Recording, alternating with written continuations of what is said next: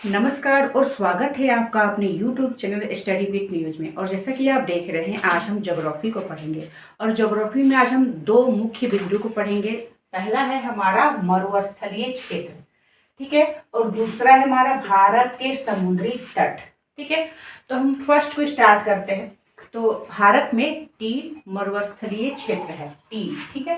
पहला है धार का मरुस्थल, फिर है कच्छ का मरुस्थल और तीसरा है शीत मरुस्थल, ठीक है, ठंड का, बर्फ का। जो थार का मरुस्थल है, जो रेगिस्तान है, वो है पाकिस्तान में, इसे चोलिस्तान कहते हैं, ठीक है। दुनिया का सबसे ज्यादा आबादी निवास करने वाला जो है वही है हमारा थार का मरुस्थल, ठीक है। और पाकिस्तान में इसे चोलिस्तान कहते हैं। लूनी नदी यहाँ पर बहती है और इंदिरा गांधी नहर के द्वारा यहाँ पर पानी की सप्लाई, पीने का पानी यहाँ पर आता है। अरावली की पर्वतमाला है यहाँ पर, ठीक है, सबसे पुरानी पर्वतमाला है ये। नेक्स्ट है कच्छ का मरुस्थल, ये दलदलीय क्षेत्र है, ठीक है। यहाँ का पानी नमकीन है और भूमि जो है वो क्षारीय है, ठीक है, भूमि जो है क्षारीय है। तो भारत में हम कर सकते हैं कि अगर उष्ण मतलब गर्म मरुस्थल कहे तो भारत में 2 है। कौन कौन सा? थार और कच्छ, ठीक है।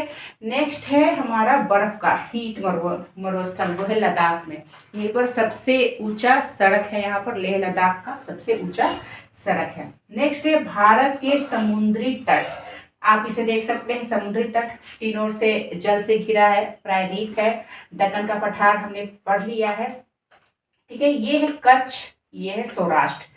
क्या है ये? कच्छ है, ये सौराष्ट्र है। ये है आपका गुजरात। गुजरात में ही कर सकते हैं कि सबसे बड़ा तट है, ठीक है। गुजरात में ही काठियावाड़ का तट जो है वो सबसे बड़ा कर सकते हैं कि तट है। अब हम इसे एक लाइन से पढ़ेंगे। तो ये है, आप जानते हैं, पश्चिमी घाट, ये है आपका पूर्वी घाट। तो पूर्वी घाट से हम स्टार्ट करेंगे। तो यहाँ है तमिलनाडु का तट, कोरोमंडल तट, उड़ीसा का तट, उत्कल तट, आंध्र और उड़ीसा दोनों को मिलाकर है उत्तरी सरकार तट। पश्चिम बंगाल का जो तट है वो है दीघा तट। फिर है पश्चिमी घाट का, यहाँ का, ये है केरल तट, इसे कहेंगे मालाबार का तट। कर्नाटक के तट को कहते हैं कोनार तट या केरला तट भी कहते हैं। गोवा और महाराष्ट्र के तट को कहते हैं कोकण तट, ठीक है।